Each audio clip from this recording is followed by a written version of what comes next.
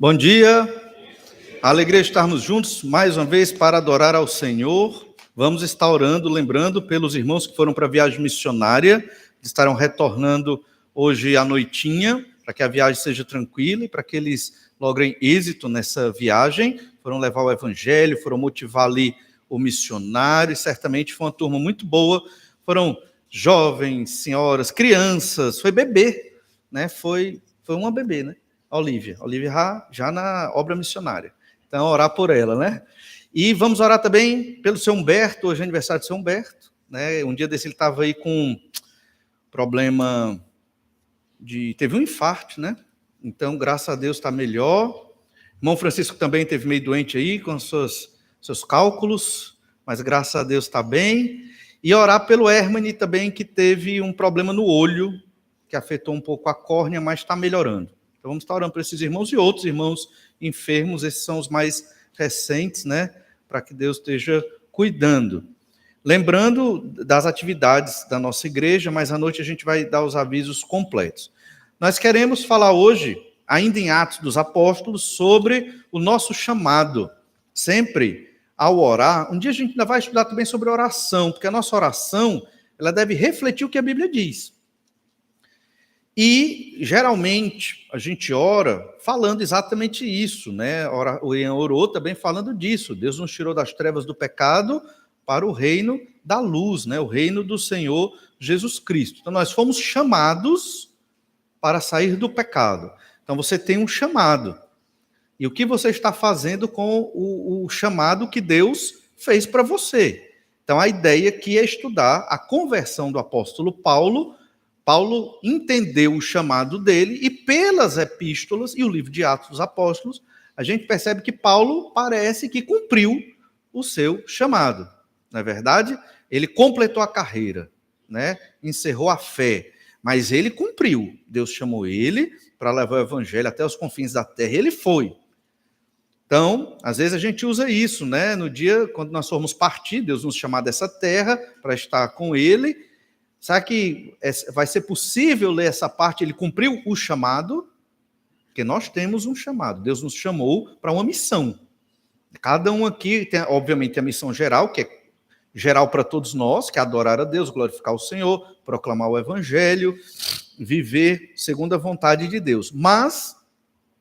E o chamado específico, aquilo que Deus chamou para você fazer especificamente, o dom que Deus lhe deu, você como pai, você como mãe, você como filho, tem cumprido esse chamado também, em obediência ao Senhor. Então é nisso que nós estamos tratando aqui, quando falamos da conversão do apóstolo Paulo. Revisando, vamos ler Atos 9, do verso 1 até o verso 9, e então vamos passar para os próximos versículos. Atos 9, verso 1. Saulo, respirando ainda ameaças de morte contra os discípulos do Senhor, dirigiu-se ao sumo sacerdote e lhe pediu cartas para as sinagogas de Damasco, a fim de que, caso achasse alguns que eram do caminho, assim homens como mulheres, os levasse presos para Jerusalém. Seguindo ele estrada fora, ao aproximar-se de Damasco, subitamente uma luz do céu brilhou ao seu redor. Foi de repente, né? E caindo por terra, ouviu uma voz que lhe dizia: Saulo, Saulo, por que me persegues? E ele perguntou: quem és tu, Senhor? E a resposta foi: eu sou Jesus, a quem tu persegues. Mas levanta-te e entra na cidade, onde te dirão o que te convém fazer. Os seus companheiros de viagem pararam emudecidos, ouvindo a voz, não vendo contudo ninguém. Então se levantou Saulo da terra, e abrindo os olhos, nada podia ver. E guiando pela mão, levaram-no para Damasco. Esteve 3 dias sem ver, durante os quais nada comeu nem bebeu. Então, muitos detalhes interessantes que nós vimos domingo atrasado sobre essa história. Muito provavelmente Paulo, embora esse texto não diga, mas a gente sabe que essa história ela repete mais 2 vezes no livro de Atos. A gente leu algumas partes. Ele viu Jesus, os outros não viram. Ouviu Jesus numa forma gloriosa ali, e ele cai no chão e ele fica cego. Provavelmente, por causa da luz forte, era meio-dia, já tem uma luz forte, a luz mais forte do que a do meio-dia no deserto, então um negócio muito claro. Ele talvez pensou, não, é só provisório, porque quando vem uma luz forte no seu rosto, você fica meio cego temporariamente, depois volta a enxergar. No caso de Saulo, não, ele ficou realmente cego, e Jesus disse para ele, olha, vão dizer o que você tem que fazer, vá lá para a cidade de Damasco. E ele foi, 3 dias e 3 noites sem enxergar, e ele estava jejuando. Algumas considerações sobre o que Saulo fez nesse período que ele estava ali. É muito fantástico pensar nisso. 3 dias e 3 noites lá, o que ele pensou? Já parou para imaginar? Eu acho que um dos primeiros pensamentos de Saulo foi: Jesus ressuscitou. Ele viu Jesus. Então Jesus ressuscitou. Porque antes, na cabeça de Saulo, Jesus tinha morrido. Jesus era um enganador, era um falso Messias, né, com a seita do judaísmo, que ele, na cabeça dele, ele estava fazendo a vontade de Deus, perseguindo os discípulos de Jesus para prender e talvez até matar. Mas quando ele viu Jesus, aí caiu a ficha. Jesus ressuscitou. Ele é o Messias. Ele é Deus. Então, ele ficou pensando nisso. Provavelmente, foi o que ele pensou. Mas também ele pode ter pensado outras coisas que a gente vê a partir das epístolas. Porque na vida de Paulo, ele era muito devoto à lei de Moisés. Então ele entendia que ele era salvo porque ele era um homem que guardava a lei de Moisés. Era o que o judaísmo ensinava. Um judaísmo misturado com helenismo naquele período em que Paulo vivia. Ele era tão devoto que ele foi perseguir pessoas que estavam falando contra o judaísmo. O sacerdote não pediu para ele fazer isso, ele quis fazer, porque ele era aplicado, ele realmente era um dos judaizantes ali, um jovem ainda, mas provavelmente casado, mas que tinha vontade de fazer tudo pelo judaísmo, porque ele achava que aquilo ali era a religião do Deus verdadeiro, só que já estava corrompido esse judaísmo. E corrompido por quê? Salvação por obras. Salvação por obras. Então, provavelmente, nesses 3 dias de jejum cego, Saulo estava pensando: eu errei. Eu não estou salvo. Eu não estou salvo pelas minhas próprias obras. A gente vê isso lá em Filipenses 3, verso 4, quando Paulo, no caso, já escreve isso. Filipenses 3, 4 diz: bem que eu poderia confiar também na carne. Confiar na carne é exatamente confiar nas minhas obras para a salvação. Se qualquer outro pensa que pode confiar na carne, eu ainda mais. É como se Paulo estivesse dizendo: de todos os judeus, eu era excelente. Entende? De tudo que um judeu precisava ter para ser salvo por obras, eu tinha. Ele está aqui, esqueceu a modéstia, né? Está dizendo que ele, dos judeus, ele era excelente. E ele diz: circuncidado ao 8º dia, da linhagem de Israel, da tribo de Benjamim, hebreu de hebreus, quanto à lei fariseu. Por que da linhagem de Benjamim? As linhagens mais puras naquela época era a de Judá e a de Benjamim, as tribos do Reino do Sul. As 10 tribos do norte ficaram muito misturadas. Então não podia se ter uma pureza racial como tinha a tribo de Judá e a de Benjamim. E ele disse: olha, dos judeus, eu sou circuncidado ao 8º dia. Eu sou hebreu de hebreus. Eu sou da tribo de Benjamim. Eu tenho a minha linhagem. Eu posso mostrar minha genealogia aqui. E dos judeus, eu sou fariseu. Ou seja, especialista na lei de Moisés. Um doutor na lei. Verso 6. Quanto ao zelo, perseguidor da igreja. Quer dizer, ele era tão zeloso pela fé judaizante que ele perseguia quem era contra. Olha o zelo que ele tinha, cuidadoso com a lei do Senhor. Só que, obviamente, ela estava deturpada, né? Essa lei foi corrompida e deturpada pelos judeus naquele período. Quanto à justiça que há na lei, irrepreensível. Tudo que a lei de Moisés dizia, Paulo era aquela pessoa que ia à risca. Ele cumpria exatamente o que a lei de Moisés dizia. Óbvio que ele errava porque é pecador, mas ele era esse tipo de judeu, entende? Paulo era sistemático, Paulo era dedicado, e na cabeça dele, ele era salvo pelas obras de justiça, pelas obras religiosas dele. 3 dias cego. Foi o que ele pensou? Está tudo errado. Eu não posso me salvar pelas minhas obras. Eu não sou bom. Foi isso que ele pensou. Eu não sou bom. Eu não mereço. Jesus é o Salvador. Ele ressuscitou e apareceu a mim. 3 dias. E ele tinha que ficar cego, porque ele era um homem firme, um homem duro, talvez, um homem de atitude. Só assim, segundo a vontade de Deus, para ele reconhecer os pecados dele. Ficou cego, né, carregado pelos outros, ficou lá numa casa de um homem esperando alguém. Ananias, ele recebeu a mesma visão que Ananias, esperando Ananias ali, para que ele voltasse a enxergar. 3 dias para ele reconhecer os seus pecados e se arrepender dos seus pecados e crer no Senhor Jesus Cristo. Ainda no verso 7 de Filipenses 3, mas o que para mim era lucro, isto considerei perda por causa de Cristo. Sim, deveras considero tudo como perda por causa da sublimidade do conhecimento de Cristo Jesus, meu Senhor, por amor do qual perdi todas as coisas e as considero como refúgio para ganhar a Cristo. Paulo fala isso, parece palavras de uma pessoa triste, mas ele não está triste, pelo contrário, é uma carta alegre, carta aos Filipenses. E ele diz, eu perdi tudo por causa de Jesus. E tudo está em segundo lugar por causa de Jesus. E ele está feliz. É incrível. Então, o Senhor Jesus Cristo, ele é suficiente para nos dar alegria, felicidade, realização. A gente não precisa das coisas desse mundo para ter alegria, felicidade e realização. A gente precisa das coisas desse mundo, comida, obviamente, né? Oxigênio, água, moradia, roupa. A gente precisa para viver, claro, óbvio. Ter uma condição, né, uma mente tranquila, precisa, claro. Mas esses aspectos de realização, esperança, felicidade, é o Senhor que nos preenche. E é por isso que nós podemos estar tranquilos, confiantes no Senhor. Paulo, se você traduz o que Paulo era para hoje, naquela época existia o capital religioso.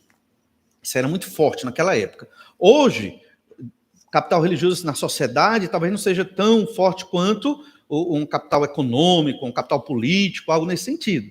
O fato é que, traduzindo para hoje, Paulo seria um homem muito importante na sociedade atual. Entende? Seria um homem de posses, um homem renomado, um homem bem-quisto. E ele deixou tudo por causa do evangelho. É muito parecido com certos atores ou atrizes que verdadeiramente se convertem e perdem aquele brilho e ficam opacos, escondidos e somem desse meio das celebridades. Porque quando a pessoa realmente se converte, ela não consegue mais viver naquele estilo de vida. O fato é que Paulo, ele considerou tudo como perda por causa do Senhor Jesus Cristo. Isso indica que naquele momento da conversão, isso indica, aponta, ele estava pensando isso.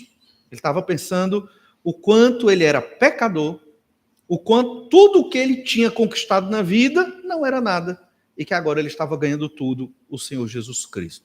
Jesus é tudo nas nossas vidas, ou pelo menos deve ser para nós que professamos a fé no Senhor Jesus Cristo. Jesus é tudo. Então, se eu perco alguma coisa, a gente fica triste, porque perdeu um bem, uma coisa, mas temos o Senhor Jesus Cristo. Ele é suficiente para preencher. Ah, pastor, eu já ouvi muito essa conversa, mas não funciona comigo. Ok, talvez porque você não está crendo no que a Bíblia ensina, mas essa é a verdade. Jesus é suficiente. E quando vocês partirmos, estivermos com o Senhor Jesus, aí você vai entender muito melhor essa mensagem, o que a Bíblia diz. Você vai ficar muito satisfeito, porque realmente você creu no Senhor Jesus Cristo e porque você está ali congregando com os santos, os justos, justificados pelo sangue de Jesus. Mas tem outra coisa que Saulo deve ter pensado quando estava ali cego, 3 dias, jejuando e orando, provavelmente. Outra coisa ele deve ter pensado, ele deve ter percebido o quanto ele estava errado ao perseguir a igreja.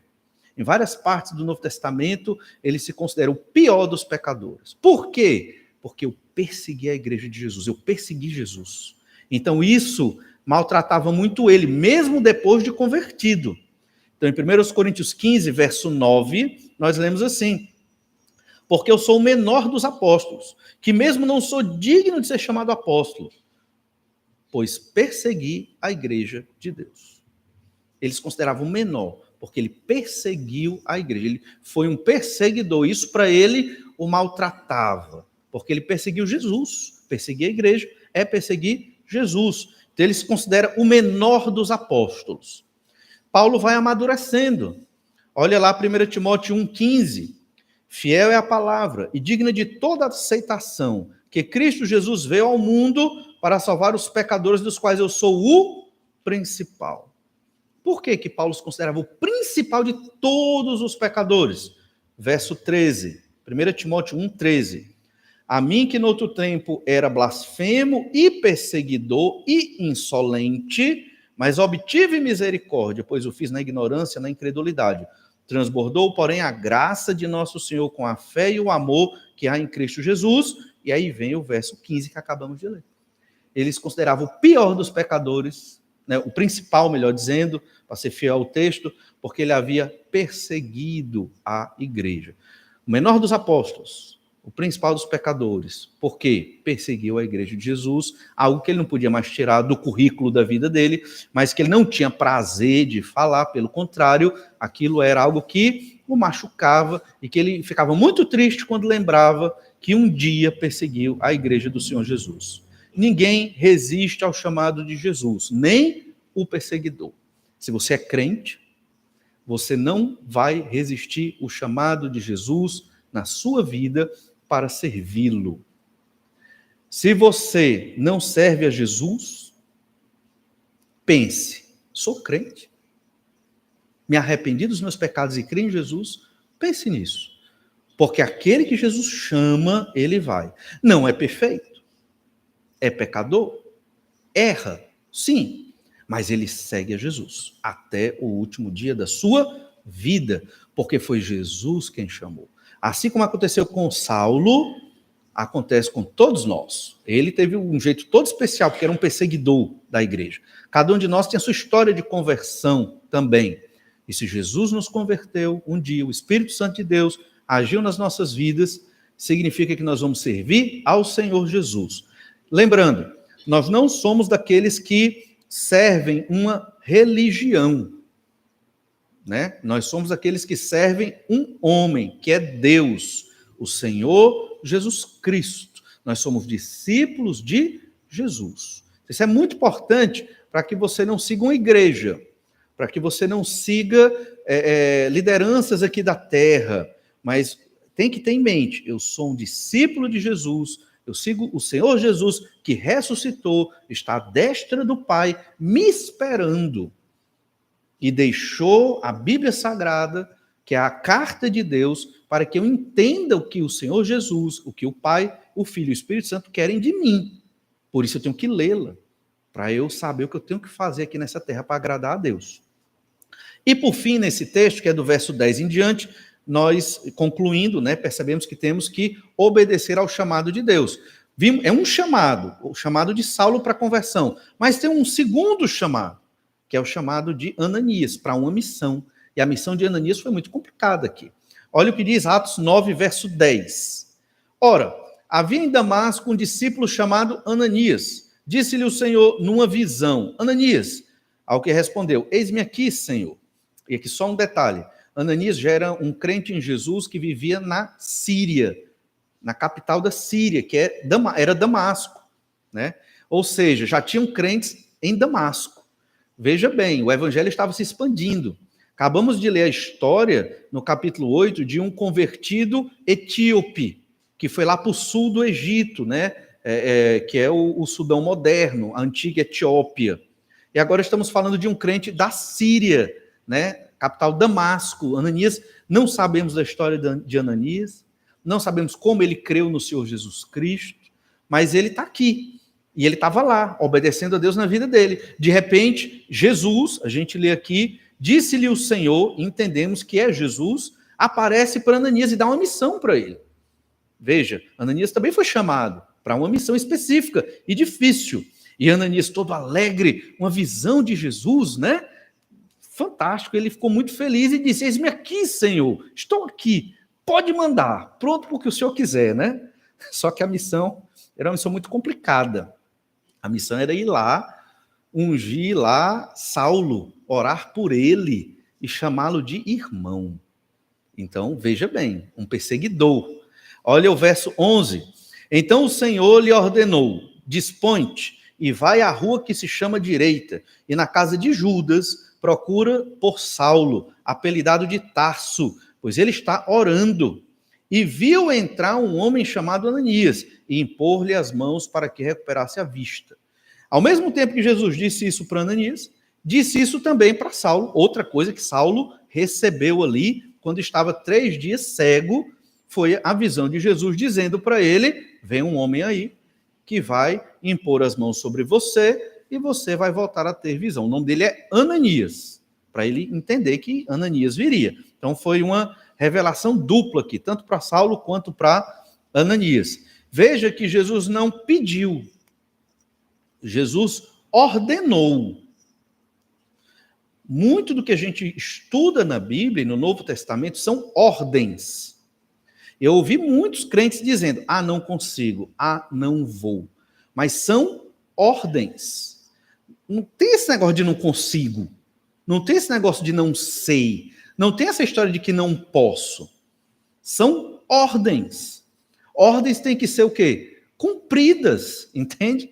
Então, a gente vive num meio religioso muito assim: eu sinto, eu acho, né? Ah, eu senti vontade para a igreja hoje. Ah, estou sem vontade para a igreja hoje. É uma ordem, congregue. Não é uma opção. E isso é um problema da nossa cabeça, de pessoas que vivem no mundo ocidental, né? O mundo oriental, acho que os orientais são mais disciplinados em algumas coisas. A gente ocidental é muito assim: ah, hoje deu vontade, amanhã não deu, eu faço quando eu quero, quando eu não quero. E aí vai, e está piorando, e a tendência é piorar. Mas, para nós que somos crentes no Senhor Jesus, nós somos dos que perseveram, nós somos constantes, porque é o Espírito que nos motiva, entende? Então, nós obedecemos às ordens de Jesus. Ananias tinha uma missão. Você vai ver que ele não queria cumprir esta missão. Observe no verso 13. Ananias, porém, respondeu: Senhor, de muitos tenho ouvido a respeito desse homem. Quantos males tem feito aos teus santos em Jerusalém? Olha que absurdo. Jesus não sabia? Era Jesus. Jesus não sabia? Claro que sabia. Ah, Senhor, eu tenho tanta dificuldade. Você acha que Jesus não sabe que você tem dificuldade? Ah, eu sou assim, eu sou daquele jeito. Jesus sabe. Jesus sabe de tudo. Só que independente do que você seja, do seu histórico de vida, do seu temperamento, da sua saúde e de tudo mais, Jesus deu uma ordem. E aí, obviamente, cada um vai analisar como quer. Você pode desobedecer a ordem. Deus te deu liberdade para desobedecer a ordem dele. Arque com as consequências. Mas é uma ordem. E o crente deve obedecer. E então, Ananias, mesmo sendo um discípulo fiel, ele começa a argumentar: mas, Senhor, eu tenho ouvido que esse homem, ele é um perseguidor, ele perseguiu os santos lá em Jerusalém. E para que, verso 14, e para que trouxe autorização dos principais sacerdotes para prender a todos os que invocam o teu nome. Por que Ananias falou isso para Jesus? Quase que querendo ensinar Jesus. Senhor Jesus, a ordem do Senhor está estranha. Senhor Jesus, esse homem é um perseguidor. Como eu vou lá falar com ele? Jesus, pensa bem. Já pensou? A gente faz a mesma coisa. A gente questiona a ordem de Jesus, a missão que Jesus nos deu. Missão de pregar o evangelho, missão de orar, missão de dar palavra, missão de ser luz na terra. A gente questiona. Ah, Senhor, o Senhor me conhece, eu sou assim mesmo, o Senhor me entende. Como assim? Deus é Deus. Deus sabe quem nós somos, obviamente, mas Deus não tem que entender o nosso pecado. O Senhor tem misericórdia. Ele dá oportunidade. Mas o Senhor é Deus, nós temos que obedecer às ordens do Senhor. Para Ananias, a ordem de Jesus foi estranha, foi louca, uma ordem maluca, uma ordem sem sentido. Olha, eu repito de novo, falei hoje na aula, e é importante repetir isso de novo. Não ache estranho Deus apresentar ordens sem sentido, entre aspas, aos nossos olhos humanos. Deus tem ordens para nós que parecem meio sem sentido. Eu não estou falando da revelação direta, mas da Bíblia Sagrada. Uma ordem sem sentido é você ter o seu filho e dar uma peiazinha, uma disciplinada no seu filho. Né? Novinho, criança. Para muitos da modernidade de hoje, isso é sem sentido. Isso é um absurdo. Mas não é. Está na Bíblia. Está no livro de Provérbios. Né? Então, provérbio é um estilo, um gênero literário que ele se preserva. Não é uma questão cultural. Não é cultural aquilo ali. Aquilo ali é para ser feito hoje. Mas a pedagogia moderna diz outra coisa. Aí você escolhe. O problema é que se você escolher errado, quando seu filho tiver 15, 16 anos, aguenta. Porque aí não dá mais para ter disciplina. Peia, né? Aí não dá. Então, você vai ter que ter outros métodos, né? Mas o que nós queremos dizer é que não tente corrigir Deus. Não tente explicar para Deus como fazer as coisas. Eu não faço isso não. Faz. Todos nós já fizemos um dia na nossa vida, e se não tomarmos cuidado, continuaremos ensinando Deus como Deus gerir o universo, como Deus guia a igreja. Eu não tenho que ensinar nada, tudo para a igreja está na Bíblia. A gente tem que seguir o que a Bíblia diz. Somos discípulos de Jesus. Entende? Não tem que dizer o que Deus tem que fazer. Ele sabe, óbvio, é Deus. O Senhor é o Senhor Jesus Cristo aqui. Mesmo Ananias, um homem de Deus, servo, discípulo fiel, acredito que ele era fiel porque Jesus o chamou para essa missão. Mas ele questiona a ordem de Jesus, porque parece estranha. Não questione as ordens de Deus que estão na Bíblia, que parecem estranhas para você. Cumpra, leia bem a sua Bíblia, obedeça, e você vai perceber como Deus é maravilhoso, e você vai receber as bênçãos do Senhor na sua vida. Estou falando de bênção financeira, falando de bênção. Deus vai nos abençoar, nos proteger, nos alegrar, em vários sentidos, se nós o obedecermos. Acabou. Simples. Homem, lidere seu lar. Mulher, siga a liderança do seu marido. Respeite o seu marido. Homem, ame e sacrifique-se pela sua esposa, que é a liderança. É isso. É simples. Mas tem o feminismo, tem o machismo, tem uma série de ismos e prejudica todas as coisas.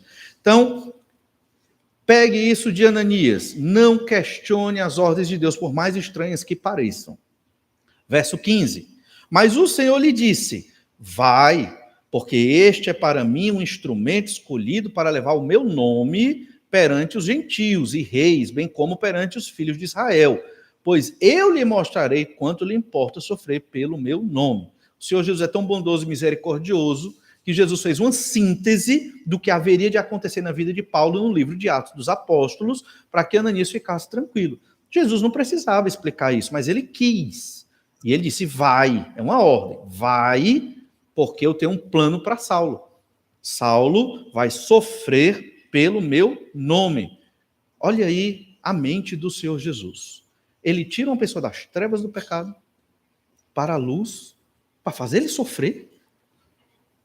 Parou para pensar nisso? Jesus lhe converteu e você vai sofrer. Eu me lembro, eu era pastor no interior, tinha uma irmã, logo que ela se converteu, só acontecia desgraça na vida dela. Muitos problemas, muita dificuldade, perdeu parente. Disse: pastor, o que está acontecendo? Não sei o que.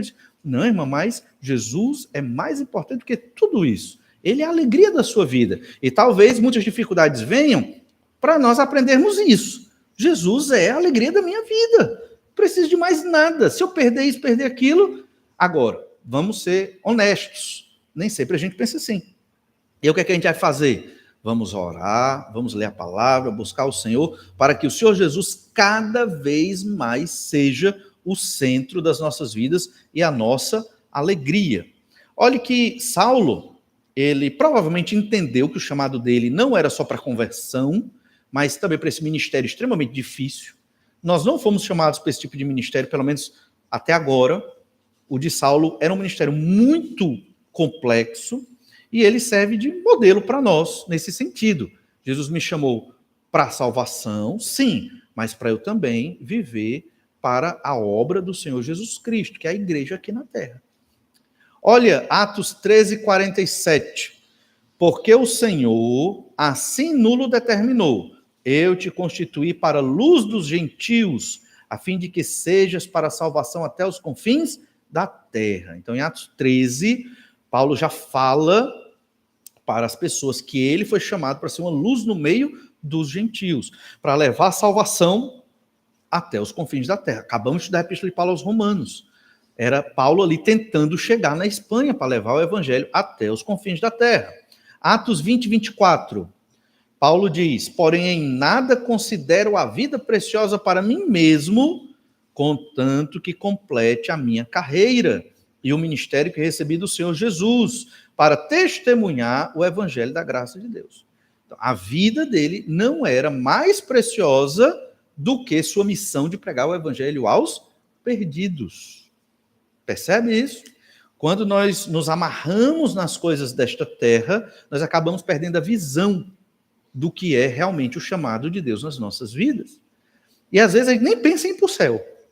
Nem pensa, nem se alegra, nem, Senhor, em breve estarei contigo. A gente nem fala muito sobre essas coisas. Estamos tão ligados às coisas aqui da terra que perdemos o vislumbre da nossa pátria celestial. Paulo, enquanto na terra, estava cumprindo sua missão, ansioso para estar no céu com o Senhor. Atos 22, 14. Então ele disse: o Deus de nossos pais de antemão te escolheu para conheceres a sua vontade, veres o justo, ele viu o justo, que era Jesus, né? Saulo, no caso, e ouvires uma voz da sua própria boca, porque terás de ser sua testemunha diante de todos os homens das coisas que tem visto e ouvido. Então ele sabia, Paulo contando essa história da conversão dele mesmo, que ele era testemunha do Senhor Jesus Cristo. Há muitos que haveriam de crer nele. Em Atos 26, aqui ele está diante do rei, Atos 26, 15, então eu perguntei: quem és tu, Senhor? Ao que o Senhor respondeu: eu sou Jesus a quem tu persegues. Mas levanta-te e firma-te sobre teus pés, porque por isto te apareci, para te constituir ministro e testemunha, tanto das coisas em que me viste, como daquelas pelas quais te aparecerei ainda, livrando-te do povo e dos gentios para os quais eu te envio. Veja que essa história que Saulo está contando, Paulo no caso aqui, é mais extensa do que a que nós estamos lendo em Atos 9. Provavelmente aqui ele está contando mais detalhes do que Jesus falou para ele, muito provavelmente. Ou Lucas reduziu no capítulo 9, pode ser também. Verso 18. Para lhes abrires os olhos e os converteres das trevas para a luz e da potestade de Satanás para Deus, a fim de que recebam eles remissão de pecados e herança entre os que são santificados pela fé em mim. Pelo que o rei Agripa não foi desobediente à visão celestial, mas anunciei primeiramente, pelo que, ó rei Agripa, né? Mas anunciei primeiramente aos de Damasco e em Jerusalém, por toda a região da Judeia, e aos gentios que se arrependessem e se convertessem a Deus, praticando obras dignas de arrependimento. E aqui ele está dando o testemunho de conversão dele e evangelizando o rei Agripa. Está preso, sendo levado para Roma, está sendo preso. E o que é que ele está pensando? Na sua missão. Estamos com dificuldades, problemas financeiros, enfermidades e muitas outras coisas. Muitos problemas. Todo mundo aqui tem muito problema. E qual deve ser o nosso pensamento? Nossa missão para com o Senhor Jesus Cristo. Levar o evangelho para a glória de Deus. Essa é a nossa missão. Quando nós aprendermos a fazer isso, aí nós vamos perceber a bênção de Deus, a graça de Deus nas nossas vidas. Nós já percebemos, porque Deus é tão misericordioso que nos abençoa, né? E principalmente aqueles que já vivem a sua missão. Mas se você ainda não vive nesta missão, que você foi chamado para ela, então é necessário realmente arrepender-se do pecado, entender, sou discípulo de Jesus, estou aqui para fazer o que Jesus mandou eu fazer. Mas é difícil entender isso. Como é que Jesus chama uma pessoa como Saulo para ela sofrer por causa do evangelho, converte para ela sofrer? É difícil a gente entender. Jesus me converteu para eu sofrer? Eu não quero sofrer. Pedro nos ajuda a entender isso. 1 Pedro, capítulo 3, verso 17. Pedro diz assim: porque se for da vontade de Deus, é melhor que sofrais por praticardes o que é bom do que praticando o mal. O que é o bom aqui? É fazer a vontade de Deus, cumprir o meu chamado. O que é o mal? É o viver na terra só preocupado com os meus interesses terrenos e esquecer da minha missão de crente em Jesus. Então, a vontade de Deus é melhor que eu sofra obedecendo a Jesus do que eu viva na terra fazendo as coisas que eu gosto, que não tem nada a ver com o Senhor Jesus Cristo. Entende? Então, temos que ter esse objetivo na nossa vida. Estou vivo para continuar o ministério do Senhor Jesus aqui na terra. Orar, ler a palavra, pregar o evangelho, fazer discípulos para Jesus. Basicamente, é isso que nós devemos fazer. Então, eu tenho que organizar minha vida em torno disso. Sobrou tempo, trabalho, outras coisas, mas eu tenho família, obviamente, está em primeiro lugar aqui, mas tenho que ter essa vida orientada para o chamado de Jesus para mim. E aí eu tenho que me avaliar. Estou vivendo dessa forma? O que é mais caro para mim nessa vida? O que é mais importante? Então, em Atos 9:17, Ananias foi e, entrando na casa, impôs sobre ele as mãos, dizendo: Saulo, irmão, o Senhor me enviou, a saber, o próprio Jesus, que te apareceu no caminho por onde vinhas, para que recuperes a vista e fiques cheio do Espírito Santo. Veja como Ananias foi obediente. Saulo, irmão. Agora ele é irmão. Não é mais o perseguidor. Talvez, no fundo, eu vou dizer por mim, né? Eu duvidaria. Pai, será que esse cabra se converteu mesmo? Mas Jesus mandou, eu vou fazer. vou chamar de irmão. Talvez lá no fundo da minha mente eu dizer, será que ele... Mas Jesus falou que ele ia crer, então ele ia crer, né? Mas eu sou pecador, talvez eu duvidasse, eu confesso. O fato, sou cético às vezes nessas coisas, mas o fato é que Ananias obedeceu e chamou Saulo de irmão. Saulo, irmão. Eu acho incrível isso, fantástico. Ele obedeceu tudo. Você vai crer em Jesus e vai ficar cheio do Espírito Santo. Já naquele momento ele seria cheio do Espírito. Verso 18, Atos 9, imediatamente lhe caíram dos olhos como que escamas, tornou a ver, a seguir, levantou-se e foi batizado. Veja, logo que ele se converteu, foi logo batizado, era um discípulo de Jesus. 3 dias depois do aparecimento ali do Senhor Jesus Cristo. Verso 19, e depois de ter se alimentado, sentiu-se fortalecido, então permaneceu em Damasco alguns dias com os discípulos. Havia igreja em Damasco, crentes ali. Então ele foi congregar com aqueles irmãos. Imagina o medo daqueles irmãos. Eita, Saulo, e agora? Ananias foi lá levando, né?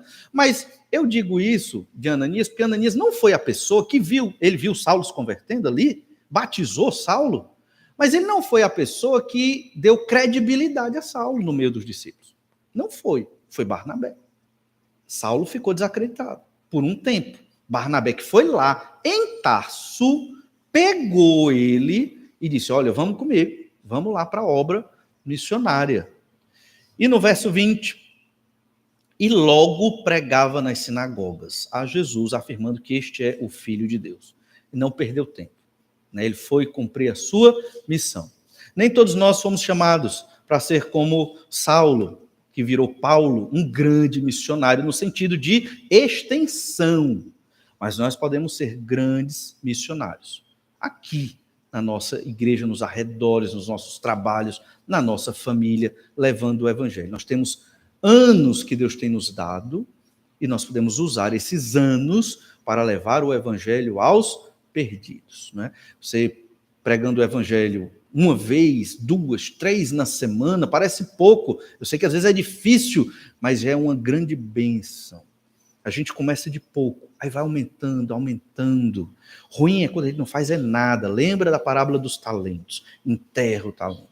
Começa a pregar o evangelho aqui, fala do Senhor Jesus ali. Veja, Paulo falou para o rei Agripa da conversão dele. Comece a falar da sua conversão. Pai, Jesus mudou minha vida, naquele dia eu era assim, eu ouvi o evangelho. Aí fala João 3,16. Não é difícil pregar o evangelho de Jesus. Mas é difícil pregar o evangelho de Jesus quando a minha cabeça está no meu trabalho, no meu dinheiro, no meu lazer, nas minhas coisas. Aí você não consegue pregar o evangelho para Jesus, porque você não está com Jesus ali em primeiro lugar, na sua vida. Talvez, por isso que nós não pregamos mais do que deveríamos pregar. Que Deus nos ajude a sermos como Saulo, que após a sua conversão já estava cumprindo o seu chamado. Deus nos chamou para uma missão, essa missão de adorá-lo e de levar o evangelho aos perdidos. Então vamos cumprir a nossa missão. Vamos orar, pedir que o Senhor nos abençoe. Te agradecemos, ó Pai, por mais esta manhã maravilhosa que o Senhor nos dá como igreja na tua presença, pela tua palavra, que de modo maravilhoso nos ensina como foi a conversão de Saulo, como o Senhor Jesus o chamou para sofrer pelo nome dele. E também, ó Pai, nós fomos chamados pelo Senhor das trevas para viver na tua igreja e para sermos luz no meio das trevas e para brilharmos. O Senhor sabe da nossa natureza, fraquezas, muitas vezes preguiças e temores. Senhor Deus, só te pedimos que o Senhor nos fortaleça com o teu Santo Espírito para virmos a pregar o teu evangelho com intrepidez, com alegria, com convicção. Convicção esta que vem a partir do teu Santo Espírito na nossa vida. Nos abençoe, é o que nós te pedimos, em nome de Jesus. Amém. Deus abençoe a todos, um bom almoço e até às 18h30.